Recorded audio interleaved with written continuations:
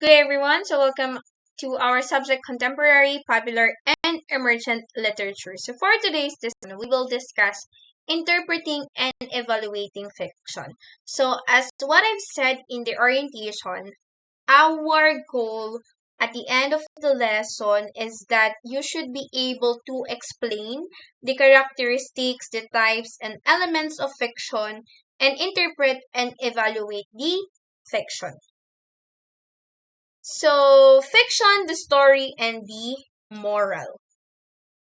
So, fiction is, please take down notes of this. Fiction is the subjective and evocative. So, it is a made up. So, when we say subjective, it is a made up and indirect in its communication. So, a work of fiction may evoke the thrill of imagining impossible or unavailable experiences. So, of course, it is only your imagination. So, intrigued with playing out what if or if only scenarios. So, we conclude or we make conclusions. So, feelings and perceptions of another historical period or simply observation on the human condition. So, we thus read fiction not to gain information so much as to experience the ideas and feelings a story inspires within us. So readers have different expectations from fiction and nonfiction. So proof is a major issue with um, nonfiction. So emotional involvement is a major issue with fiction. So we expect a story to grab us, an essay to convince us. So we will suspend belief when reading a romance novel of a science fiction, but demand reason and evidence from non-fiction. So for passing time or sheer enjoyment, of course, simply reading the story can be satisfaction and reward enough. We do not have to analyze everything we read. The point is to be able to interpret when we want to or have to. So both fiction and nonfiction can be subjective to analysis and interpretation. So these are the two forms of expression, however, examined somewhat differently. So one analyzes a non-fiction text. So this is to discover underlying themes and perspectives as well as to realize how choices of content and language shape the reader's perception, encourage the reader's acceptance. So, analyzing Lincoln's Gettysburg Address, for instance, we can recognize not only remarks on the dedication of a cemetery, but comparisons between images of the living and the dead, between what has been done and what must be done. So, we analyze fictional works for recurring themes that reflect on the broader human experience. People do not really tell nursery rhymes so that children will know about a girl named Cinderella or about pigs who built houses. So the stories have deeper unstated meanings. So virtue rewarded Cinderella or the folly of a lack of industry, that is the three little pigs. We respond to both the story and underlying message. On the surface, the Melville's Moby Dick, for example, might be seen as an adventure story about a man hunting a whale. On closer analysis and interpretation, the novel might be seen as a depiction of man's battle to subdue nature of or a battle between good and evil, since fiction is indirect. So fiction can require a significant degree of analysis and interpretation if one is to get beyond simply following the story. Next is fiction is subjective. So fiction is by definition it is subjective. So a novel, a story, a drama, or a poem is the expression of author's imagination. So the characters and situations are made up. So readers expect fiction to reflect the real world. They do not expect it to portray the real world. And yet, fiction can seem a very real without being factual. So, poems can capture feelings or images to perfections. Events depicted in movies such as Schindler's List, Amistad, or Titanic can appear just as they might have in a real life.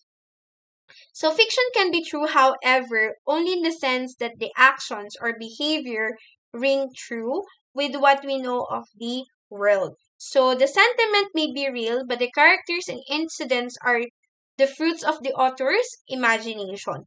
And the authors and directors, as in the movies referred to above, often use dramatic license to distort history for dramatic effect. Next is fiction is evocative, images and symbols. So fiction conveys meaning indirectly. So other than of course through morals at the end of the fables, the specifics are not significant. We draw meaning from the types of action. So this principle lies behind the fact that television crimes series follow essentially the same plot line week after week. So it does not matter whether a crime victim is a socialite, a prostitute, a drug dealer, or a politician, whether the crime is a murder, extortion, or robbery. So the message that the police always catch the criminal remains the same. So fiction evokes ideas and feelings indirectly by triggering emotional responses and mental pictures. So fiction commonly communicates through images and symbols. So color is often symbolic, as with the red passion of the scarlet letter in the novel of the title. Sunlight often conveys truth or reason. In Willa Cather's short story that comes to the Archbishop, the development of the bishop's garden is a metaphor for the expansion of Catholicism in the New World. And then there is a politically incorrect use of white and black for good and bad, as in old Western movies. So, readers must be open to associations and reflection, creative in their understanding and interpretation. So, they must recognize a richness of figurative language and concomitant element of ambiguity. So the more evocative a text, the more the reader must do the work of finding meaning within the text. Next is interpretation, a personal understanding. So the meaning of fictional works is more personal than the nonfiction text. So with nonfiction text, we assume any two readers will come away with pretty much the same understanding of what the text states. So while we may not agree with someone else's interpretation, we should be able to follow their analysis. So with fiction, the meaning is dependent on the perceptions,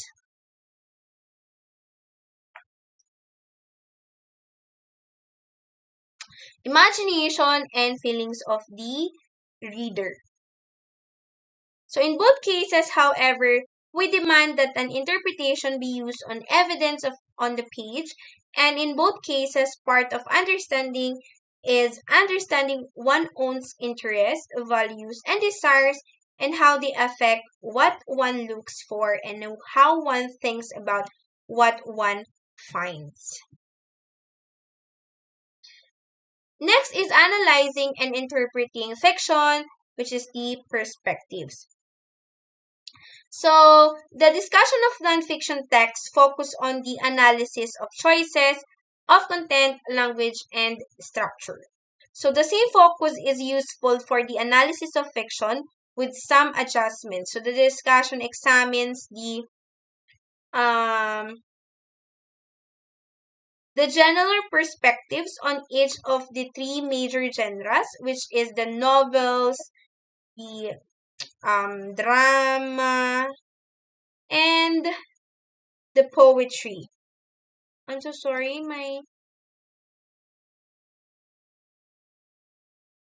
and then the application of the notions of content, language, and structure for each genre. So, fiction we saw above is mostly among telling stories and expressing feelings. The content of the fiction may take the form of the events of story, especially in novels and short stories, spoken remarks, especially in drama, or images and symbols, especially in poetry. So, all three elements appear to varying degrees in all forms of fiction. So, we have here the commercial fiction that offers intendedly are intended solely to entertain, legal thrillers or romance novels, and then we have the escapist and the formulaic. Next is we have the literary fiction, so written with serious artistic intentions who hopes to enable readers to broaden understanding of life and to empathize with others. And literary writers are more like explorers who take us out into the midst of life, show us the props and mirrors, and seek to dispel the illusions. So it provides keener awareness of our humanity in a friendly and hostile world, and usually need to read twice.